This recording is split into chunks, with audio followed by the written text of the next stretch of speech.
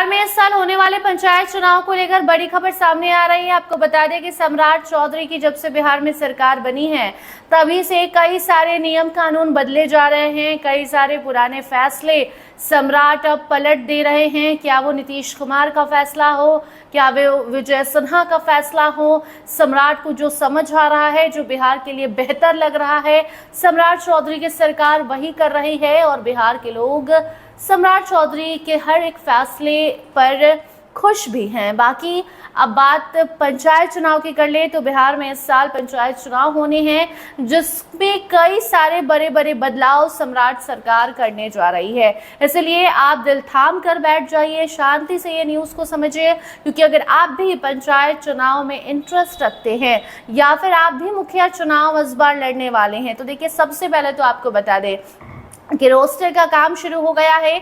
मई महीने में reservation roster जो कहा जा रहा था कि अब कई पंचायतों से आरक्षण छीन के नए पंचायतों को आरक्षण दिया जाएगा, वो काम हो जाएगा, प्रकाशित हो जाएगा। आपको लिस्ट मिल जाएगी कि कौन से पंचायत को रोस्टर मिला है, किससे रोस्टर छीना गया है, मतलब रिजर्वेशन छीना गया है। रिजर्वेशन रोस्टर का काम पूरा हो जाएगा। लेकिन अब इससे भी बड़ी खबर ये है कि इस बार का चुनाव कई मायनों में अलग है। सबसे पहले तो पारदर्शिता को देखते हुए सीसीटीवी कैमरा हो, ईवीएम मशीन में चिप लगाना हो, या फिर आप जब वोट देने जाते हैं तो वहां पर फेस ऑथेंटिकेशन मशीन लगाना हो।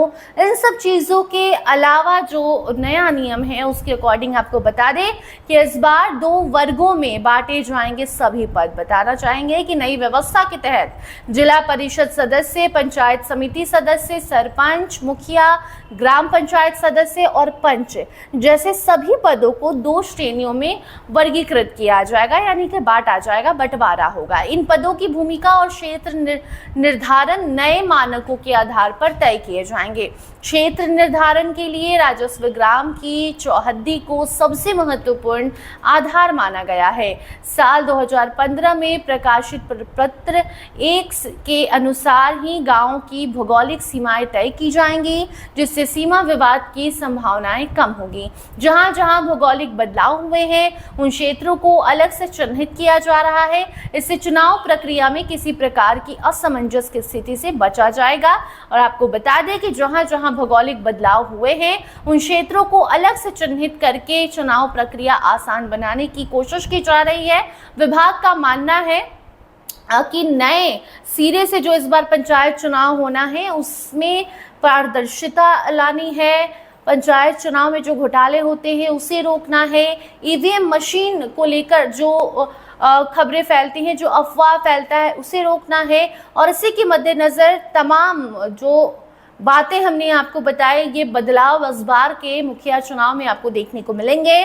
पंचायत चुनाव में कई सारे बड़े बड़े बदलाव हो रहे हैं, जिसका नोटिफिकेशन, जिसकी जानकारी जैसे सामने आती है आप तक हम पहुंचाने का काम करते हैं।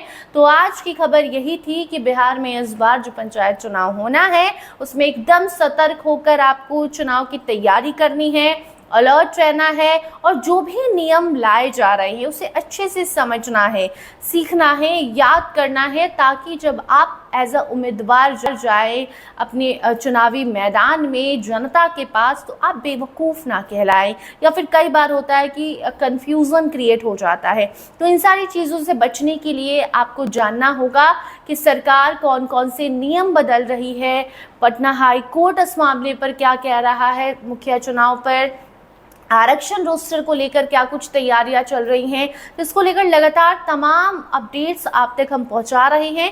तो आज जिन बिंदुओं पर हमने गौर फरमाया उससे आप भी समझिए और आगे चुनाव की तैयारी उसी अकॉर्डिंग कीजिए। फिलहाल इस खबर में इतना ही। इससे जुड़ी कोई भी नई अपडेट जैसे आती है आप तक उसे हम जरूर पहुंचाएंगे। देखते रहिए स्टार टीवी बिहार। धन्यवाद।